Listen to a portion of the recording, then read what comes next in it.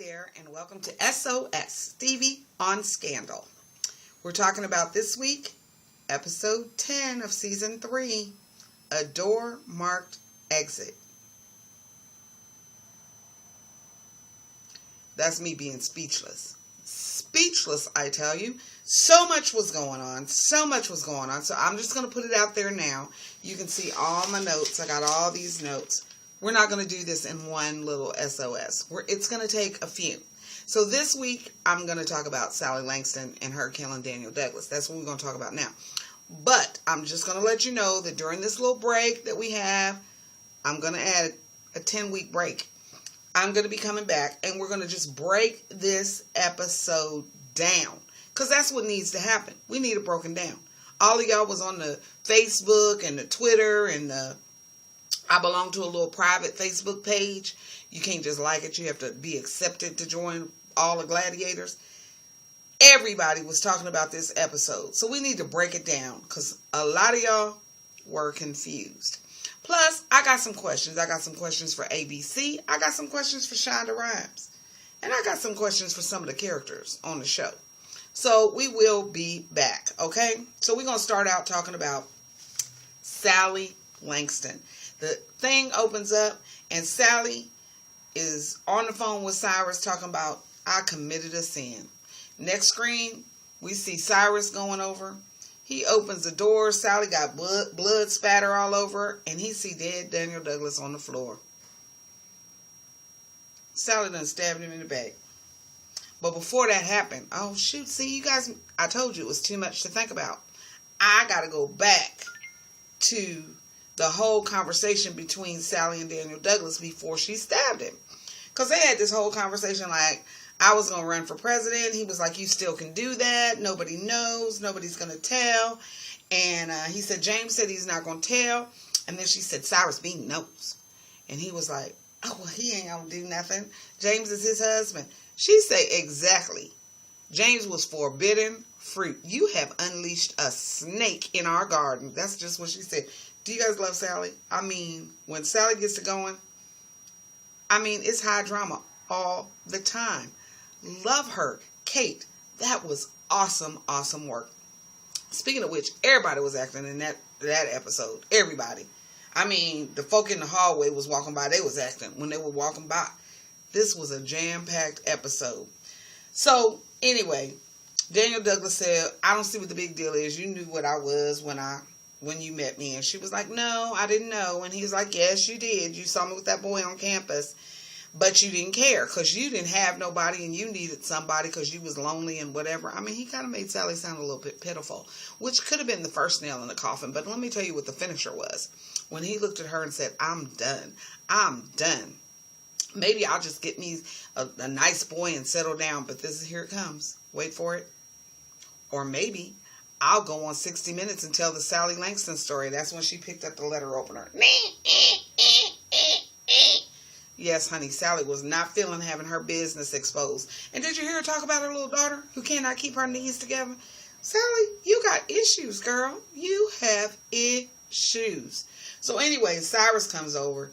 She's sitting there mumbling about the devil came in, the devil came in, Satan came in, Satan came in. Cyrus begins to play back in his mind the whole conversation and thing that happened with him and James, sending James over to be with Daniel Douglas. And baby, Cyrus was sick to his stomach. He looked at that body. And then he looked at Sally with the blood spatter all over her face. And he just threw up. Did y'all ever think you would see any time that Cyrus Bean would be sick to his stomach? All that he done. Anyway, he was like, I'll handle it. Let me tell the lies. You don't have to tell the lies. Because, you know, Sally was like, I got to tell people I did it. I got to tell people I can't. Yeah. He was like, no, let me handle it, Sally. So who's he called to clean it up? Yep. He don't call OPA. He calls Charlie. Charlie, honey. Which brings me back. How come him and Charlie so tight? They've been tight ever since, since season 1.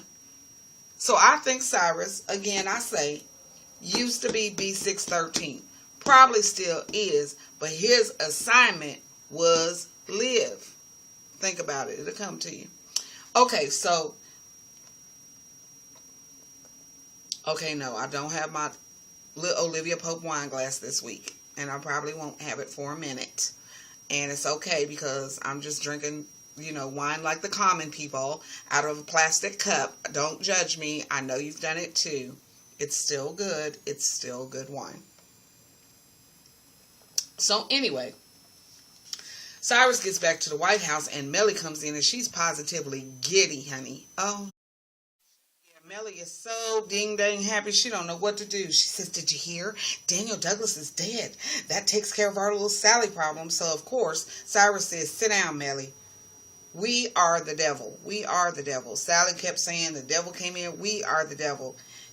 Honey, Melly had to try to get Cyrus together. She said, listen, Sally just snapped. That's what happened. But listen, we going to do what we got to do. Cyrus said, you know what they say, hell hath no fury.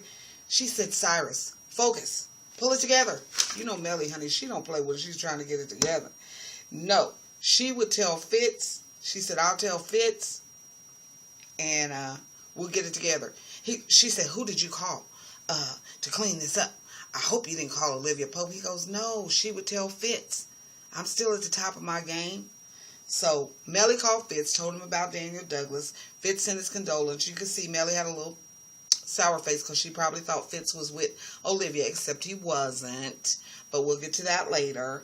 And so then, the next screen, we have Eli Bergen talking to Sally about how she can run on any platform she want to run on now. She ain't got to do abortion. She can do her thing because she's the grieving widow and the whole thing.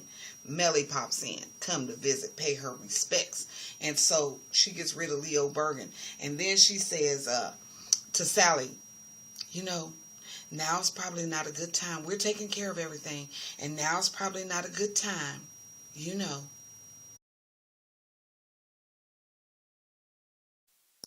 So that's Melly. You know how she does, honey. She gonna get what she wants. So anyway, later in the show, Leo Bergen's talking to Sally, and I'm not sure if it's before the funeral or after the funeral. It was a little bit confusing because there was so much going on. But anyway, he's telling Sally how Daniel Douglas is in heaven, telling everybody his wife is going to be president. Honey, Sally had another little break with reality, and she just snapped. He's in hell.